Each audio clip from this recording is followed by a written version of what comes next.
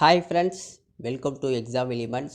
So நம்ம பார்த்திங்கன்னா இதுக்கு முன்னாடி இந்திய அரசியலமைப்பு நிர்ணய சபை எப்படி உருவானது, அது மூலயமா எப்படி இந்திய அரசியலமைப்பு சட்டம் உருவாக்குனாங்க அப்படிங்கிறத பார்த்தோம். அதுக்கப்புறம் இந்திய அரசியலமைப்பு சட்டம் எந்தெந்த நாடுகளிலிருந்து பெறப்பட்டது அப்படிங்கிறதையும் பார்த்தோம். அடுத்தது பார்த்திங்கன்னா இந்திய அரசியலமைப்பு சட்டத்தில் நம்மளுக்கு பார்த்திங்கன்னா அட்டவணைகள், பகுதிகள், விதிகள் இதையெல்லாம் உருவாக்கியிருக்காங்க. ஸோ நம்ம ஃபஸ்ட்டு பார்த்திங்கன்னா அட்டவணை பார்த்தோம்.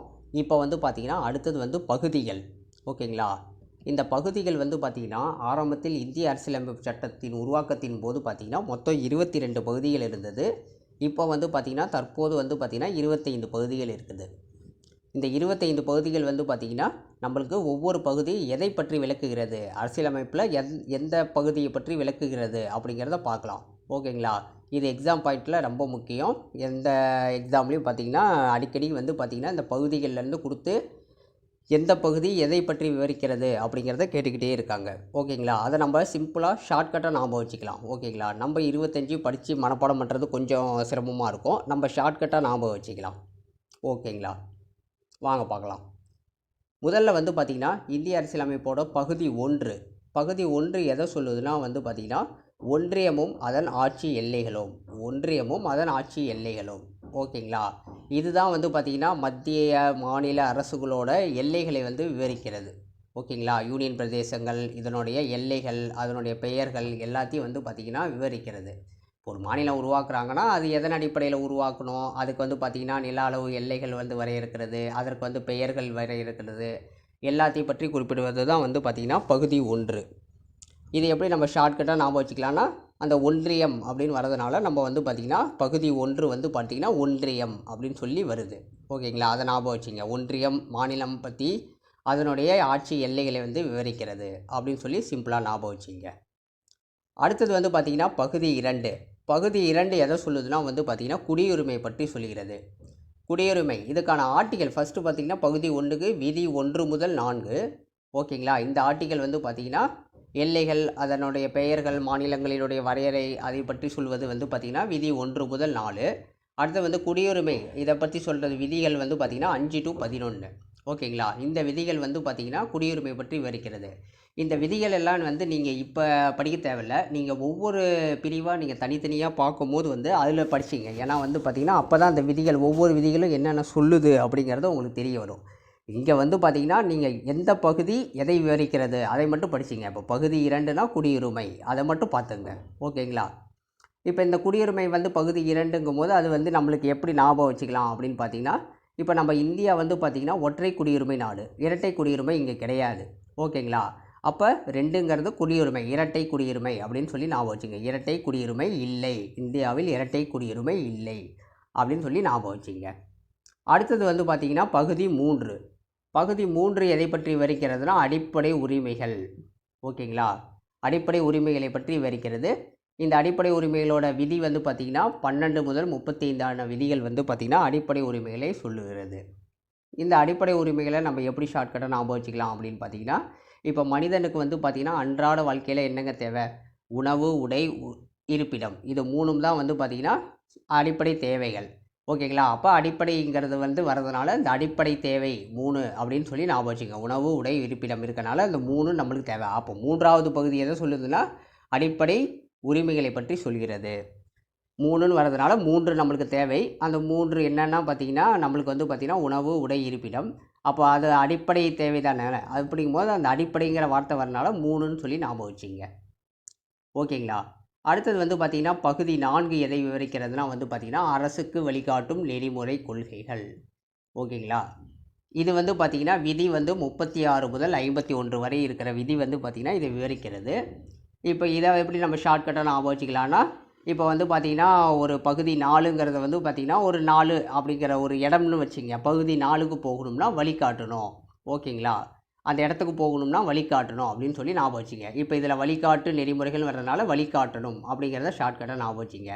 பகுதி 4க்கு போக வழிகாட்டணும் அப்படின்னு படிச்சிங்க. ஏன்னா அப்போ தான் அந்த பகுதி 4 பார்த்திங்கன்னா வழிகாட்டணும், வழிமுறைகளை சொல்லுது அப்படிங்கிறது உங்களுக்கு ஞாபகம் வரும். ஓகேங்களா? அதுக்காண்டி தான் நான் அப்படி எழுதியிருக்கேன்.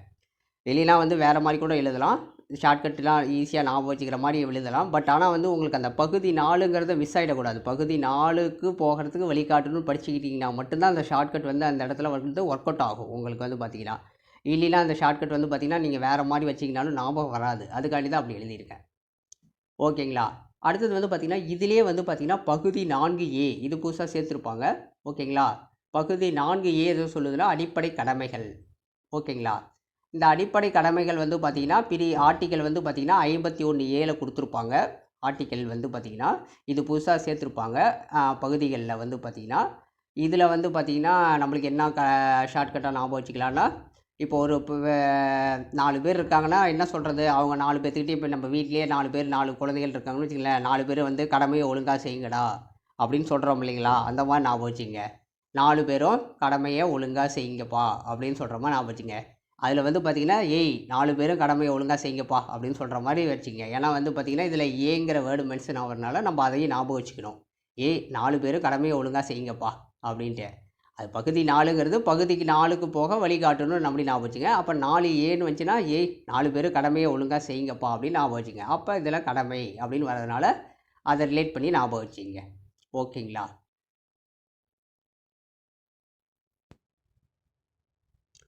அடுத்தது வந்து பார்த்திங்கன்னா பகுதி 5. பகுதி 5 எதை விவரிக்கிறதுனா மத்திய அரசை பற்றி சொல்கிறது. ஓகேங்களா. மத்திய அரசின் நிர்வாகம், மத்திய அரசோட வந்து பார்த்திங்கன்னா ஆட்சி அதை பற்றி விவரிக்கிறது. இந்த விதிகள் வந்து பார்த்திங்கன்னா விதி 52 முதல் 151 வரை விதிகள் வந்து பார்த்திங்கன்னா அதை பற்றி சொல்கிறது. இப்போ இந்த மத்திய அரசோட நம்ம ஷார்ட்கட் பார்க்கறதுக்கு முன்னாடி மாநில அரசு பார்க்கலாம். மாநில அரசு பார்த்துட்டு நம்ம மத்திய அரசு பார்க்கலாம். அடுத்தது வந்து பார்த்திங்கன்னா மத்திய அரசுக்கு அடுத்தது பகுதி 6 வந்து பார்த்திங்கன்னா மாநில அரசை பற்றி விவரிக்கிறது. மாநில அரசினுடைய அந்த நிர்வாகம், செயல்முறை இதைகளை பற்றி சொல்கிறது. இது வந்து பார்த்திங்கன்னா விதி 152 முதல் 237 வரை உள்ள விதிகள் வந்து பார்த்திங்கன்னா மாநில அரசை பற்றி கூறுகிறது. இந்த மாநில அரசை வந்து நம்ம எப்படி ஷார்ட்கட்டாக ஞாபகம் வச்சுக்கலாம்னா, இப்போ உதாரணத்துக்கு 2 மாநிலங்கள் இருந்துச்சுனாவே நம்மளுக்கு வந்து பார்த்திங்கன்னா அந்த 2 மாநிலங்களுக்கு இடையே அடிக்கடி வந்து பார்த்திங்கன்னா ஆறுகள் இடையே பிரச்சனைகள் வரும். ஓகேங்களா. இப்போ நம்மளுக்கு வந்து பார்த்திங்கன்னா காவிரி ஆறு இருக்குது இல்லைங்களா. இப்போ கர்நாடகா நம்மளுக்கும் வந்து பார்த்திங்கன்னா பிரச்சனை வந்துக்கிட்டே தான் இருக்குது. அந்த காவிரியில் தண்ணி தொடர்ந்து விடுறது சம்மந்தமாக பிரச்சனைகள் வருது. ஸோ அப்படி ஞாபகம் வச்சுங்க. ஆறுன்னு வந்துச்சுனாவே பார்த்திங்கன்னா ஆறு அப்படின்னு பார்த்திங்கனாவே மாநில அரசுகளுக்கு இடையே வந்து பார்த்திங்கன்னா இந்த சண்டை வரும். ஆறுன்னு இருந்துச்சுனாவே வந்து பார்த்திங்கன்னா 2 மாநிலங்களுக்கு இடையே சண்டை வரும். அப்போ ஆறுங்கிறது வந்து பார்த்திங்கன்னா மாநிலம் அப்படிங்கிறத ஞாபகம் வச்சுங்க. ஆறுன்னு இருந்தாவே மாநிலங்களுக்கு இடையே சண்டை வரும் அப்படின்னு சொல்லி ஞாபகம் வச்சுங்க. இப்போ இந்த 6 வந்து மாநில அரசை பற்றி சொல்லும் போது அப்போ 5ங்கிறது வந்து பார்த்திங்கன்னா மத்திய அரசை பற்றி விவரிக்கிறது அப்படின்னு சொல்லி ஞாபகம் வச்சுங்க ஷார்ட்கட்டாக. 6ன்னு இருந்தாவே மாநிலங்களுக்கு இடையே சண்டை வரும். அப்போ 6 வந்து மாநில அரசை பற்றி சொல்கிறது. அடுத்தது வந்து பார்த்திங்கன்னா 5 எதை சொல்லுதுன்னா மத்திய அரசு. 6 மாநில அரசு சொல்லும் போது 5 வந்து மத்திய அரசு அப்படின்னு ஞாபகம் வச்சுங்க. 2ஐயும் சேர்த்து ஞாபகம் வச்சுங்க. ஓகேங்களா. அடுத்தது பகுதி 7 எதை பற்றி சொல்கிறதுனா பி பிரிவு மாநிலங்கள் தொடர்பானது. ஓகேங்களா. இந்த பி பிரிவு மாநிலங்கள் அப்படின்னா என்னென்னா வந்து பார்த்திங்கன்னா நம்ம இந்திய அரசியலமைப்பு சட்டம் வந்து நடைமுறைக்கு வரும்போது வந்து பார்த்திங்கன்னா 1950ஆம் ஆண்டு வந்து பார்த்திங்கன்னா மாநிலங்களை வந்து பார்த்திங்கன்னா 4 வகைகளாக பிரித்திருந்தாங்க. பகுதி அது வந்து பார்த்திங்கன்னா ஏ பிரிவு, பி பிரிவு, சி பிரிவு, டி பிரிவு. ஓகேங்களா. இந்த மாதிரி 4 பிரிவாக பிரிச்சிருந்தாங்க. இப்போ இந்த ஏ பிரிவு மாநிலங்கள் அப்படிங்கிறது வந்து பார்த்திங்கன்னா அது வந்து பார்த்திங்கன்னா அதுக்கு வந்து கவர்னர் நியமித்து ஆள வைப்பாங்க. ஓகேங்களா. அது வந்து பார்த்திங்கன்னா பிரிட்டிஷ் இந்தியாவோட அந்த கவர்னர் அவங்க வந்து பார்த்திங்கன்னா அவங்களே வந்து கவர்னராக இருந்து ஆழ்ந்தாங்க இல்லைங்களா. அந்த மாதிரி வந்து பார்த்திங்கன்னா கவர்னர் ஆட்சி வந்து பார்த்திங்கன்னா நடைபெறும். கவர்னர் நியமித்து ஆள வைப்பாங்க. இந்த பி பிரிவு மாநிலங்கள் அப்படிங்கிறது வந்து பார்த்திங்கன்னா ராஜ் பிரமுக் அப்படிங்கிறவங்க வந்து பார்த்திங்கன்னா இந்த பி பிரிவு மாநிலங்களை ஆளுவாங்க. இவங்க வந்து பார்த்திங்கன்னா இவங்க தான் வந்து பார்த்திங்கன்னா இவங்கள கவர்னர் மாதிரி இவங்க வந்து பார்த்திங்கன்னா இவங்க ஏன்னா வந்து பார்த்திங்கன்னா அதெல்லாம் வந்து பார்த்திங்கன்னா சமஸ்தானங்களாக இருந்துச்சு. அப்போ வந்து பார்த்திங்கன்னா இந்தியாவே வந்து பார்த்திங்கன்னா பல்வேறு சமஸ்தானங்கள் கொண்ட பகுதியில் தான் இருக்கும். மாநிலங்கள்லாம் இருக்காது. சமஸ்தானம் வெவ்வேறு சமஸ்தானமாக இருந்துச்சு. அதை எல்லாத்தையும் இணைச்சாங்க. ஓகேங்களா. அந்த இணைச்சி தான் வந்து பார்த்திங்கன்னா ஒரு மாநிலமாக கொண்டு வந்தாங்க. அப்போ அந்த சமஸ்தானங்களை வந்து பார்த்திங்கன்னா அது வந்து ஆள்றதுக்கு வந்து பார்த்திங்கன்னா ராஜ் பிரமுக்குங்கிற ஒரு அமைப்பு இருந்துச்சு. அந்த அமைப்பு தான் வந்து பார்த்திங்கன்னா அது ஆள்ந்துச்சு. ஓகேங்களா. அவங்க தான் வந்து கவர்னர் மாதிரி அந்த மாநிலங்களுக்கு வந்து பார்த்திங்கன்னா. ஓகேங்களா. இவங்களும் வந்து பார்த்திங்கன்னா குடியரசுத் தலைவரால் தான் வந்து நியமிக்கப்படுவாங்க. அவங்கள வந்து ராஜ் பிரமுக்குன்னு சொல்லுவாங்க. கவர்னர்னு சொல்ல ராஜ் பிரமுக் அப்படின்னு சொல்லுவாங்க. இந்த பி பிரிவில் வந்து பார்த்திங்கன்னா என்னென்ன வந்து மாநிலங்கள் இருந்துச்சுன்னா அப்போ வந்து பார்த்திங்கன்னா பஞ்சாப், ஹைட்ராபாத்து, ஜம்மு அண்ட் காஷ்மீர், திருவிதாங்கூர், கொச்சின் இதெல்லாம் வந்து பார்த்திங்கன்னா சமஸ்தானங்களாக இருந்துச்சு. மைசூர், ராஜஸ்தான் இதெல்லாம் வந்து இருந்துச்சு. நம்ம சென்னைலாம் வந்து பார்த்திங்கன்னா மദ്രാஸ் வந்து பார்த்திங்கன்னா மദ്രാஸ், பாம்பேலாம் வந்து பார்த்திங்கன்னா ஏ பிரிவு மாநிலங்களாக இருந்தது. ஓகேங்களா. இந்த பி பிரிவு மாநிலங்களை வந்து பார்த்திங்கன்னா அப்புறமேட்டுக்கு வந்து நீக்கியிருப்பாங்க. இதை வந்து பார்த்திங்கன்னா பி பிரிவு மாநிலத்தை வந்து பார்த்திங்கன்னா ஆர்டிக்கல் 238 பயன்படுத்தி வந்து பார்த்திங்கன்னா 7th அமெண்ட்மெண்ட் 7வது சட்ட திருத்தம் 1956 படி பார்த்திங்கன்னா இந்த பி பிரிவு மாநிலங்கள் வந்து பார்த்திங்கன்னா நீக்கப்பட்டது. ஓகேங்களா. இதை வந்து நீக்கிட்டாங்க. அப்போ வந்து நம்ம இந்திய அரசியலமைப்பு சட்டம் எழுதும் போது வந்து பார்த்திங்கன்னா பகுதி 7ல் இருந்துச்சு. அதுக்கப்புறம் வந்து பார்த்திங்கன்னா இதை நீக்கிட்டாங்க. இதை வந்து பார்த்திங்கன்னா நீக்கிட்டு இதை வந்து மாநிலங்களாகவே எல்லாத்தையும் இணைச்சிட்டாங்க. ஓகேங்களா. ஆர்டிக்கல் வந்து பார்த்திங்கன்னா 238 பயன்படுத்தி இதை நீக்கியிருக்காங்க. 7வது சட்ட திருத்தம் 1956 படி. ஓகேங்களா. இப்போ இதை எப்படி நம்ம ஷார்ட்கட்டாக ஞாபகம் வச்சுக்கலாம்னா வந்து பார்த்திங்கன்னா இப்போ ஒரு மாநிலங்களை வந்து பிரித்து கொடுக்குறதே வந்து பார்த்திங்கன்னா ஒரு 7.5 பிடித்த வேலை அப்படின்னு சொல்லி ஞாபகம் வச்சுங்க. ஓகேங்களா. 2 மாநிலம் இருக்குன்னா இப்போ மாநிலம் வந்து பார்த்திங்கன்னா அதோட எல்லைகளை வந்து பிரிக்கும் போது வந்து பார்த்திங்கன்னா 2 பேரும் எனக்கு கொஞ்சம் கொடு எனக்கு கொஞ்சம் கொடுன்னு சண்டை அடிச்சுக்குவாங்க இல்லைங்களா. அந்த மாதிரி வந்து பார்த்திங்கன்னா ஒரு மாநிலத்தை வந்து பிரித்து கொடுக்குறதே வந்து பார்த்திங்கன்னா 7.5 பிடித்த வேலை. இந்த 7ங்கிறத ஞாபகம் வச்சுங்க. அப்போ மாநில பிரிப்பு சம்மந்தமானது அப்படிங்கிறது வந்து பார்த்திங்கன்னா 7.5 பிடித்த வேலை. அப்போ 7ங்கிறத ஞாபகம் வச்சுங்க. ஏ வந்து எதை சொல்லுதுன்னா பி பிரிவு மாநிலங்கள் தொடர்பானது. ஓகேங்களா. அப்படி ஞாபகம் வச்சுங்க. அடுத்தது வந்து பார்த்திங்கன்னா பகுதி 8 எதை சொல்லுகிறதுனா வந்து பார்த்திங்கன்னா யூனியன் பிரதேசத்தை பற்றி சொல்கிறது. இது வந்து பார்த்திங்கன்னா விதி 239 முதல் 242 வரை உள்ள விதிகள் வந்து பார்த்திங்கன்னா யூனியன் பிரதேசத்தை வரையறுக்கிறது. இப்போ இதை எப்படி நம்ம ஷார்ட்கட்டாக ஞாபகம் வச்சுக்கலாம்னா நம்ம சிம்பிளாக ஞாபகம் வச்சுக்கலாம். இப்போ பார்த்திங்கன்னா யூனியன் பிரதேசம் வந்து மொத்தம் 8 இருக்குது. ஓகேங்களா. இந்தியாவில் மொத்தம் 8 யூனியன் பிரதேசங்கள் இருக்கிறது. அப்போ வந்து பார்த்திங்கன்னா பகுதி 8 எதை சொல்லுதுன்னா யூனியன் பிரதேசத்தை சொல்கிறது. 8 யூனியன் பிரதேசம் இருக்குது. அப்போ 8 வந்து பார்த்திங்கன்னா யூனியன் பிரதேசத்தை பற்றி கூறுகிறது அப்படின்னு சொல்லி ஞாபகம் வச்சுங்க. அடுத்தது வந்து பார்த்திங்கன்னா பகுதி 9 எதை பற்றி சொல்கிறதுனா வந்து பார்த்திங்கன்னா ஊராட்சியை பற்றி சொல்கிறது. இது வந்து பார்த்திங்கன்னா ஆர்டிக்கல் 243 to 243O. ஓகேங்களா. 243O இது வந்து பார்த்திங்கன்னா ஊராட்சியை பற்றி சொல்கிறது. இதை எப்படி நம்ம சிம்பிளாக ஞாபகம் வச்சுக்கலாம்னா இப்போ ஒரு 9 பகுதி சேர்ந்தது ஒரு ஊராட்சி அப்படின்னு சொல்லி ஞாபகம் வச்சுங்க. ஓகேங்களா. ஒரு 9 பகுதி சேர்ந்தது தான் ஒரு ஊராட்சி அப்படின்னு சொல்லி ஞாபகம் வச்சுங்க. அந்த 9 பகுதிங்கிறத ஞாபகம் ஒன்றுங்கிறதுக்காண்டி நான் அப்படி எழுதியிருக்கேன். 9 பகுதி சேர்ந்தது ஒரு ஊராட்சி அப்படின்னு ஞாபகம் வச்சுங்க. அடுத்தது வந்து பார்த்திங்கன்னா இதிலே வந்து பார்த்திங்கன்னா 9A. ஓகேங்களா. 9A எதை சொல்லுதுன்னா வந்து பார்த்திங்கன்னா நகராட்சியை பற்றி சொல்கிறது. இது வந்து பார்த்திங்கன்னா ஆர்டிக்கல் எதை சொல்லுதுன்னா 243P to 243ZG. ஓகேங்களா. ஆனால் இதெல்லாம் வந்து பார்த்திங்கன்னா ரொம்ப முக்கியம். இது வந்து பார்த்திங்கன்னா அடிக்கடி கேட்பான். ஊராட்சிக்கான ஆர்டிக்கல், நகராட்சிக்கான ஆர்டிக்கல் எதையெல்லாம் விவரிக்கிறது அப்படிங்கிறதெல்லாம் கேட்பான். நீங்கள் அந்த டாபிக் தனியாக படிக்கும்போது இந்த ஆர்டிக்கல்லாம் டீட்டெயிலாக படிப்பீங்க. ஓகேங்களா. இங்கே ஜஸ்ட்டு வந்து பகுதி எதை சொல்லுகிறது மட்டும் பார்த்துக்கலாம். அப்போ பகுதி 9A எதை சொல்லுகிறதுனா நகராட்சியை பற்றி சொல்கிறது. இப்போ இதை எப்படி நம்ம ஞாபகம் வச்சுக்கலாம்னா நம்ம ஏற்கனவே 9 ஊராட்சின்னு பார்த்தோம் இல்லைங்களா. அடுத்தது வந்து பார்த்திங்கன்னா நகராட்சி என்ன சொல்லுதுன்னா என்னையும் வந்து 9Aவா அவன் கூட சேர்த்துக்கோ அப்படின்னு சொல்கிற மாதிரி ஞாபகம் வச்சுங்க. ஓகேங்களா. நகராட்சி வந்து என்ன சொல்லுதுன்னா 9Aவா என்னையும் சேர்த்துக்கோங்க உங்கள் கூட அப்படின்னு சொல்லுதான் ஊராட்சிக்கிட்ட. அப்படி சொல்கிற மாதிரி ஞாபகம் வச்சுங்க. 9ங்கிறது ஊராட்சி, 9 பகுதி சேர்ந்தது ஊராட்சி. 9Aவா என்ன சொல்லுது நகராட்சி வந்து என்னையும் சேர்த்துக்கோ உன் கூட 9Aவா நானும் வந்துடுறேன் அப்படின்னு சொல்லுது. ஓகேங்களா. அப்படி ஞாபகம் வச்சுங்க. அடுத்தது வந்து பார்த்திங்கன்னா 9B. இதிலே வந்து பார்த்திங்கன்னா பகுதி 9B இது எதை சொல்லுதுன்னா வந்து பார்த்திங்கன்னா கூட்டுறவு அமைப்புகளை பற்றி சொல்கிறது. அதுக்கான ஆர்டிக்கல் வந்து பார்த்திங்கன்னா விதி 243ZH2 விதி 243ZT. ஓகேங்களா. இந்த விதிகள் வந்து கூட்டுறவு அமைப்பை பற்றி கூறுகிறது. ஸோ இதை எப்படி நம்ம ஷார்ட்கட்டாக ஞாபகம் வச்சுக்கலாம். ஏற்கனவே வந்து பார்த்திங்கன்னா ஊராட்சியோட நகராட்சி வந்து 9Aவா சேர்ந்துச்சு. அப்போ வந்து நகராட்சி என்ன சொல்லுதுன்னா என்னுடைய தம்பி கூட்டுறவையும் கூட்டிகிட்டு வந்துடுறேன் அப்படின்னு சொல்லுதான். 9Bயாக சேர்த்துக்கோங்க அப்படின்னு சொல்கிற மாதிரி ஞாபகம் வச்சுங்க. ஓகேங்களா. என்னுடைய தம்பி கூட்டுறவையை நான் கூட்டிகிட்டு வந்துடுறேன் அப்படின்னு சொல்லி சொல்கிற மாதிரி ஞாபகம் வச்சுங்க. அப்போ 9B கூட்டுறவு அமைப்புகள் அப்படின்னு சொல்லி ஞாபகம் வச்சுங்க. இது 3 சேர்த்தே படிச்சிங்க. 9 பகுதி சேர்ந்தது ஊராட்சி.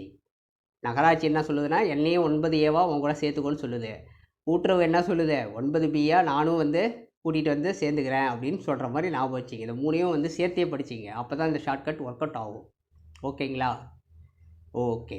அடுத்தது வந்து பார்த்திங்கன்னா பகுதி 10 எதை சொல்லுகிறதுனா வந்து பார்த்திங்கன்னா பழங்குடியினர் பகுதிகள். பழங்குடியினர் பகுதிகளை பற்றி சொல்கிறது. இதோட ஆர்டிக்கல் வந்து பார்த்திங்கன்னா 244 to 244A. ஓகேங்களா, பழங்குடியினர்களுடைய பகுதிகளை பற்றி விவரிக்கிறது. இதில் வந்து பார்த்திங்கன்னா ஷார்ட்கட் என்னென்னா பழம் 10 ரூபா அப்படின்னு சொல்லி ஞாபகம் வச்சுங்க. 10ன்னு வரனால பகுதி 10 அதை பற்றி சொல்கிறதுனால பழம் 10 ரூபா. பழங்கிறது பழங்குடியினர் அப்படிங்கிறத சிம்பிளாக ஞாபகம் வச்சுங்க. அடுத்தது வந்து பார்த்திங்கன்னா பகுதி 11 வந்து எதை சொல்கிறதுனா மத்திய மாநில உறவுகள். மத்திய அரசுக்கும் மாநில அரசுக்கும் உள்ள உறவுகளை பற்றி சொல்கிறது. ஓகேங்களா, இது வந்து பார்த்திங்கன்னா ஆர்டிக்கல் 245 to 263 இதை பற்றி சொல்கிறது. இந்த மத்திய மாநில உறவுகள் தனியாக வந்து பார்த்திங்கன்னா சிலபஸில் இருக்குது. அது நீங்கள் தனியாகவே படிப்பீங்க. மத்திய மாநில உறவுகள் என்னென்னா வந்து நிர்வாக உறவுகள், நிதி உறவுகள், சட்டமன்ற உறவுகள் இதெல்லாம் வந்து பார்த்திங்கன்னா படிப்பீங்க. ஓகேங்களா, இப்போ இதை எப்படி நம்ம ஷார்ட்கட்டாக ஞாபகம் வச்சுக்கலாம்னா, இப்போ இதை வந்து பார்த்திங்கன்னா பகுதி 11 சொல்கிறனால ஒரு மத்திய அரசுக்கும் ஒரு மாநில அரசுக்கும் எப்பயுமே வந்து பார்த்திங்கன்னா உறவு இருந்துக்கிட்டே இருக்கணும். ஓகேங்களா, சண்டை போட்டுக்கூடாது, உறவாக இருக்கணும் அப்படின்னு சொல்லி ஞாபகம் வச்சுங்க. ஒரு மத்திய அரசும் ஒரு மாநில அரசும் எப்படி இருக்கணும்னா உறவாக இருக்கணும் அப்படின்னு சொல்லி ஞாபகம் வச்சுங்க. அப்போ ஒரு மத்திய அரசு ஒரு மாநில அரசு பகுதி 11 அப்படின்னு சொல்கிறனால ஒரு மத்திய அரசு ஒரு மாநில அரசு உறவோடு இருக்கணும் அப்படின்னு சொல்லி ஞாபகம் வச்சுங்க. அடுத்தது வந்து பார்த்திங்கன்னா பகுதி 12 எதை சொல்லுதுன்னா வந்து பார்த்திங்கன்னா நிதி சொத்து ஒப்பந்த வழக்கு இதை பற்றி சொல்கிறது. நிதி சொத்து ஒப்பந்த வழக்கு இதனுடைய ஆர்டிக்கல் எது சொல்லுதுன்னா விதி 264 to 300A ஆர்டிக்கல் வந்து பார்த்திங்கன்னா இதை பற்றி சொல்கிறது. இதை எப்படி ஞாபகம் வச்சுக்கலாம் அப்படின்னா வந்து பார்த்திங்கன்னா இப்போ நீங்கள் வந்து 12வது முடித்தவொடனே காலேஜுக்கு போகணும்னா என்ன பண்ணணுங்க, நமக்கு வந்து காலேஜ் ஃபீஸ் கட்டுறதுக்கு சொத்து வேணும் அப்படின்னு சொல்லி ஞாபகம் வச்சிங்க. அப்போ சொத்தை பற்றி சொல்லிக்கிறதுனால அதை அப்படி ஞாபகம் வச்சிங்க. இப்போ 12வது முடிச்சுட்டு நீங்கள் காலேஜ் போனீங்கன்னா காலேஜுக்கு சேர்க்கறதுக்கு வந்து பார்த்திங்கன்னா நம்ம சொத்தையே விற்று காலேஜுக்கு சேர்க்க படிக்கணும் அப்படின்னு சொல்லி சிம்பிளாக இந்த மாதிரி ஞாபகம் வச்சிங்க. 12th முடித்தா காலேஜ் போகணும், அதுக்கு வந்து பார்த்திங்கன்னா நம்மளுக்கு சொத்து வேணும் அப்படின்னு சொல்லி ஞாபகம் வச்சிங்க. ஓகேங்களா, அடுத்தது வந்து பார்த்திங்கன்னா பகுதி 13. பகுதி 13 எதை பற்றி சொல்கிறதுனா வர்த்தகம் வாணிகம் இந்திய மாநிலங்கள் பற்றி விவரிக்கிறது. ஓகேங்களா, வர்த்தகம் வாணிகம் பற்றி இதை சொல்லுகிறது. இதனுடைய விதி வந்து பார்த்திங்கன்னா ஆர்டிக்கல் 301 முதல் 307 வரை உள்ள ஆர்டிக்கல் வந்து பார்த்திங்கன்னா பகுதி 13 வந்து விவரிக்கிறது. ஸோ இதை எப்படி நம்ம சிம்பிளாக ஷார்ட்கட்டாக ஞாபகம் வச்சுக்கலாம்னா, இப்போ நம்மளே ஒரு பிஸ்னஸ் பண்ணோம்னா என்னங்க பண்ணோம், ஒன்றுக்கு ஒரு 3 பேர்த்த வந்து நம்ம விசாரிக்கணும். ஓகேங்களா, அப்படின்னு சொல்லி ஞாபகம் வச்சுங்க. ஒரு வர்த்தகம் பண்ணுறோம் அப்படின்னா ஒரு பிஸ்னஸ் பண்ணுறோம் அப்படின்னு சொல்லி ஞாபகம் வச்சுங்க. அப்படி பண்ணும்போது வந்து பார்த்திங்கன்னா நம்ம ஒன்றுக்கு ஒரு 3 பேர்த்த கேட்டுட்டு விசாரிச்சுக்கிட்டு அந்த பிஸ்னஸை பண்ணணும் அப்படின்னு சொல்லி ஞாபகம் வச்சுங்க. அப்போ வர்த்தகம் அப்படிங்கிறதுனா ஒன்றுக்கு 3 பேரை கேட்கணும். வர்த்தகம் வர்றதுனால பகுதி 13 ஒன்றுக்கு 3 பேரை கேட்கணும் அப்படின்னு சொல்லி ஞாபகம் வச்சுங்க. அடுத்தது வந்து பார்த்திங்கன்னா பகுதி 14 எதை பற்றி சொல்கிறதுனா மத்திய மாநில அரசு பணிகள் இதை பற்றி சொல்கிறது. மத்திய அரசு மாநில அரசோட அரசு பணிகளை பற்றி சொல்கிறது. இதனுடைய விதிகள் வந்து பார்த்திங்கன்னா 308 முதல் 323 வரை உள்ள விதிகள் வந்து பார்த்திங்கன்னா இந்த மத்திய மாநில அரசு பணிகளை பற்றி விவரிக்கிறது. ஓகேங்களா, இப்போ இதை எப்படி நம்ம ஷார்ட்கட்டாக ஞாபகம் வச்சுக்கலாம்னா, இப்போ ஒரு அரசு பணி வாங்கணும்னா நம்ம என்ன பண்ணணுங்க, ஒவ்வொரு பகுதியும் ஒன்றுக்கு ஒரு 4 தடவை படிக்கணும், படித்து ரிவைஸ் பண்ணணும் அப்படின்னு சொல்லி ஞாபகம் வச்சுங்க. இப்போலே நம்மளே வந்து டிஎன்பிஎஸ்சி எக்ஸாம் படிக்கிறோம், கவர்மெண்ட் எக்ஸாம் படிக்கிறோம்னா வந்து பார்த்திங்கன்னா நம்ம என்ன பண்ணணும், ஒவ்வொரு டாப்பிக்கும் ஒரு 4 தடவை படித்து ரிவைஸ் பண்ணிட்டு போனால் தான் நம்மளால் வந்து எக்ஸாமை கிளியர் பண்ண முடியும். அப்போ அரசு பதவி வாங்கணும்னா ஒவ்வொரு பகுதியையும் 1க்கு 4 தடவை படிக்கணும். அப்போ 1 4ன்னு வரதுனால 1க்கு 4 தடவை அப்படின்னு சொல்லி ஞாபகம் வச்சுங்க. அரசு பணி வாங்கணும்னா நம்ம ஒவ்வொரு பகுதியும் 1க்கு 4 தடவை படிக்கணும் அப்படின்னு சொல்லி ஞாபகம் வச்சுங்க. அடுத்தது வந்து பார்த்திங்கன்னா இதிலே வந்து பார்த்திங்கன்னா ஆர்டிக்கல் 14A. ஓகேங்களா, இந்த 14A எதை சொல்லுதுன்னா வந்து பார்த்திங்கன்னா தீர்ப்பாயங்கள். ஓகேங்களா, இது வந்து பார்த்திங்கன்னா இராணுவம் சம்மந்தப்பட்ட விஷயங்கள். தீர்ப்பாயங்கள்ங்கிறது இராணுவ தீர்ப்பாயங்கள் அதை பற்றி சொல்கிறது. இது வந்து பார்த்திங்கன்னா விதிகள் வந்து பார்த்திங்கன்னா 323A to 323B இதை வந்து விவரிக்கிறது. 323A to 323B இதை எப்படி நம்ம ஷார்ட்கட்டாக ஞாபகம் வச்சுக்கலாம்னா, இப்போ ஒரு 14 வயசுலேயே வந்து பார்த்திங்கன்னா நம்மளுக்கு என்ன சொல்லணுங்க, தீர்ப்பு சொல்கிற அளவுக்கு நம்ம வந்து பார்த்திங்கன்னா ஒரு பெரிய ஆளாக வந்துடணும் அப்படின்னு சொல்லி ஞாபகம் வச்சுங்க. 14 வயசுலேயே நம்ம தீர்ப்பு சொல்கிற அளவுக்கு பெரிய ஆளாக வந்துடணும் அப்படின்னு சொல்லி ஞாபகம் வச்சுங்க. அப்போ அந்த 14ங்கிறது வந்து பார்த்திங்கன்னா 14 வயசுலேயே, ஏங்கிறது வந்து பார்த்திங்கன்னா இந்த ஏ ஞாபகம் வச்சுங்க. அங்கே வர ஏ வந்து பார்த்திங்கன்னா இந்த ஏ 14A அப்போ எதை சொல்லுன்னா தீர்ப்பை பற்றி சொல்லுது. இப்போ 14 வயசுலேயே நம்ம வந்து பார்த்திங்கன்னா தீர்ப்பு சொல்கிற அளவுக்கு நம்ம ஒரு பெரிய ஆளாக வரணும் அப்படிங்கிற மாதிரி ஒரு ஞாபகம் வச்சுங்க சிம்பிளாக.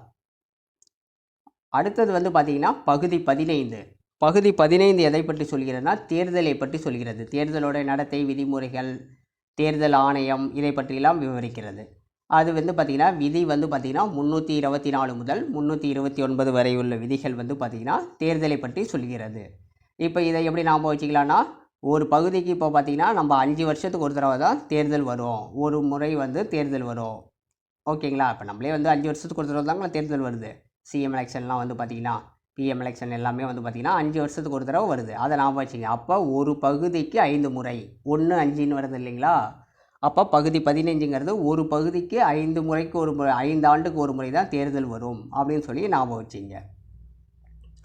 அடுத்தது வந்து பார்த்திங்கன்னா பகுதி 16. பகுதி 16 எதை பற்றி சொல்கிறதுனா இடஒதுக்கீடை பற்றி சொல்கிறது. இது வந்து பார்த்திங்கன்னா விதி 330 முதல் 342 வரை உள்ள விதிகள் வந்து பார்த்திங்கன்னா இடஒதுக்கீடை பற்றி சொல்கிறது. எஸ்சி, எஸ்டி, ஓபிசி, ஆங்கிலோ இந்தியர்கள் அவர்களுடைய வந்து பார்த்திங்கன்னா இடஒதுக்கீடை பற்றி இந்த பகுதி 16 விவரிக்கிறது. அப்போ வந்து பார்த்திங்கன்னா இந்த இடஒதுக்கீடை நம்ம எப்படி ஞாபகம் வச்சுக்கலாம்? இப்போ ஒரு பகுதியில் வந்து பார்த்திங்கன்னா ஆறு ஓடணும்னா நம்மள அந்த ஆறு ஓடுறதுக்கு இடம் கொடுக்கணும். ஓகேங்களா? ஆறுக்குன்னு தனியாக வந்து இடம் கொடுத்தா தான் தண்ணியெல்லாம் அந்த வழியாக போகும். இல்லைன்னா நம்ம ஊருக்குள்ளார தண்ணி வந்துடும். அப்போ ஆறு ஒரு பகுதியில் 6, அப்போ 1 6 அப்படின்னு சொல்லி ஞாபகம் வச்சுங்க. ஒரு பகுதியில் 6 ஓடணும்னா நமக்கு இடம் தரணும், இடஒதுக்கீடு. ஓகேங்களா? அப்படி சொல்லி ஞாபகம் வச்சுங்க. ஒரு பகுதியில் 6 ஓடணும்னா நம்ம இடம் தரணும், இடஒதுக்கீடு தரணும் அப்படின்னு சொல்லி ஞாபகம் வச்சுங்க. அடுத்தது வந்து பார்த்திங்கன்னா பகுதி 17 எதை பற்றி சொல்கிறதுனா ஆட்சி மொழி. ஓகேங்களா? பகுதி 17 வந்து எதை சொல்கிறதுனா ஆட்சி மொழி. இது வந்து பார்த்திங்கன்னா விதி என்ன சொல்லுதுன்னா 343 முதல் 351 வரை உள்ள மொழி விதிகள் வந்து பார்த்திங்கன்னா ஆட்சி மொழிகளை பற்றி விவரிக்கிறது. இது பகுதி 17. ஓகேங்களா? இது வந்து பார்த்திங்கன்னா இது ஞாபகம் வச்சுங்க சிம்பிளாக வந்து பார்த்திங்கன்னா. ஏன்னா நம்ம ஏற்கனவே வந்து பார்த்திங்கன்னா அங்கே இதில் பார்த்துருப்போம், நம்ம அட்டவணையில் பார்த்துருப்போம். மொழிகளை பற்றி சொல்லுவது வந்து பார்த்திங்கன்னா 8 திக்கும் மொழி. அப்போ 8வது அட்டவணை வந்து விவரிக்கிறது அப்படின்னா, அப்போ இதையும் அப்படி வேணால் ஞாபகம் வச்சுங்க. 1 7 கூட்டினா 8 வருது இல்லைங்களா? அப்போ 8ன்னு வந்தாவே மொழி சம்மந்தமானது அப்படின்னு சொல்லி ஞாபகம் வச்சுங்க. 1 7 கூட்டினா 8 வரும். அப்போ பகுதி 17 1 7 கூட்டினா 8 வரும். அப்படிங்கிறது 8 திக்கும் மொழின்னு சொல்லி நம்ம அட்டவணையில் ஷார்ட்கட் வச்சுருந்துருப்போம். 8வது அட்டவணை அதை பற்றி சொல்லுகிறதுன்னு அதை அப்படியே ஞாபகம் வச்சுங்க. ஏன்னா ஓகேங்களா? ஏன்னா இது குழப்பம் தான், நான் எழுதலை. ஓகேங்களா? இது உங்களை குழப்பி விட்டுரும், அதனால தான் எழுதலை. இது முடிஞ்சால் மனப்பாடம் பண்ணிங்க, இல்லை உங்களுக்கு ஏதாவது ஷார்ட்கட் தெரிஞ்சாலும் நீங்கள் ஞாபகம் வச்சுங்க. ஓகேங்களா? அடுத்தது வந்து பார்த்திங்கன்னா பகுதி 18. பகுதி 18 என்ன சொல்லுதுன்னா வந்து பார்த்திங்கன்னா அவசர நிலை பிரகடனம். ஓகேங்களா? நெருக்கடி காலத்தில் நம்மளுக்கு வந்து பார்த்திங்கன்னா இந்த அவசர நிலை பிரகடனத்தை அறிமுகப்படுத்துவாங்க. இது வந்து பார்த்திங்கன்னா போர், பார்த்திங்கன்னா ஒரு மாநில நெருக்கடி, நிதி நெருக்கடி ஏற்படப்படும் போது அந்த எமர்ஜென்சி சுச்சுவேஷனை வந்து பார்த்திங்கன்னா நம்மளுக்கு வந்து பார்த்திங்கன்னா ஒவ்வொரு மாநில அரசும் எமர்ஜென்சி சுச்சுவேஷனில் என்ன பண்ணுங்க, அப்போ வந்து பார்த்திங்கன்னா மத்திய அரசே நேரடியாக நிர்வாகம் பண்ணும். ஆளுநருடைய நிர்வாகம் வந்து பார்த்திங்கன்னா மாநில அரசில் நடைபெறும். அதை பற்றி விவரிக்கிறது தான் வந்து பார்த்திங்கன்னா இந்த அவசர நிலை பிரகடனம். இது வந்து ஆர்டிக்கல் 352 to 360 வரைக்கும் இருக்க ஆர்டிக்கல் வந்து பார்த்திங்கன்னா இந்த அவசர நிலை பிரகடனத்தை சொல்கிறது. இப்போ இது எப்படி நம்ம ஞாபகம் வச்சுக்கலாம்? இப்போ நம்மளுக்கு ஒரு 18 வயசு முடிஞ்சாவே என்ன பண்ணிடுவாங்க, நம்ம வீட்டில் வந்து பார்த்திங்கன்னா அவசரமாக கல்யாணம் பண்ண ரெடி பண்ணிவிடுவாங்க அப்படின்னு சொல்லி ஞாபகம் வச்சிங்க. 18 வயசு ஆச்சுனாவே நம்மளுக்கு வந்து பார்த்திங்கன்னா அவசரமாக கல்யாணம் பண்ணி வச்சுடுவாங்க அப்படின்னு சொல்லி ஞாபகம் வச்சிங்க. ஓகேங்களா?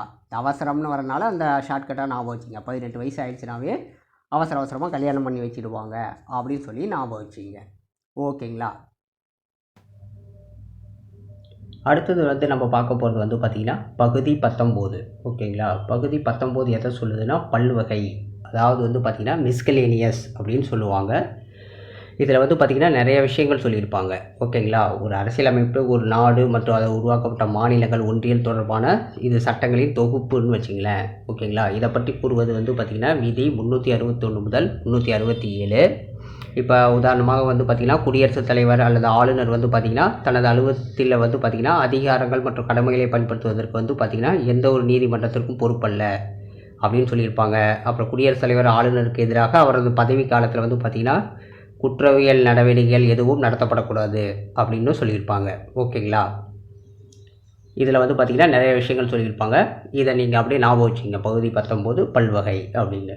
அடுத்து வந்து பார்த்திங்கன்னா பகுதி 20. பகுதி 20 எதை சொல்லுதுன்னா வந்து பார்த்திங்கன்னா அரசியலமைப்பு சட்ட திருத்த முறைகள். ஓகேங்களா? இதை வந்து சொல்கிறது தான் விதி 368. ஓகேங்களா? அரசியலமைப்பை எப்படி எந்தெந்த வழியில் சட்டத்தை திருத்தம் பண்ணலாம், அரசியலமைப்பு சட்டத்தை எப்படி திருத்தம் பண்ணலாம் அப்படிங்கிறத சொல்கிறது தான் வந்து பார்த்திங்கன்னா இந்த விதி 368.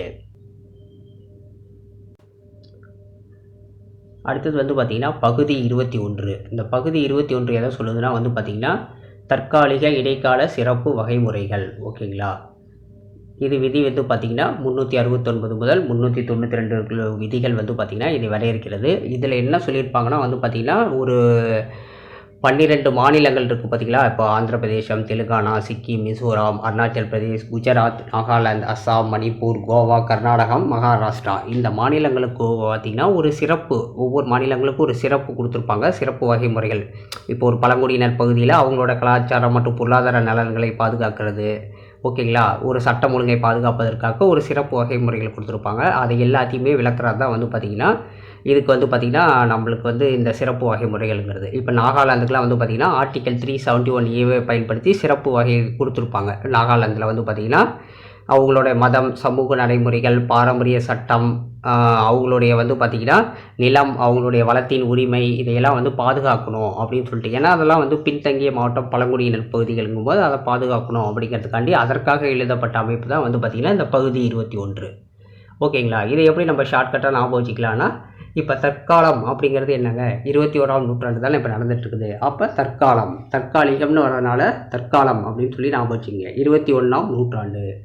அப்போ பகுதி 21ன்னு வந்துனாவே நீங்கள் தற்காலம் அப்படிங்கும்போது தற்காலிக அப்படிங்கிறத ஞாபகம் வச்சுங்க.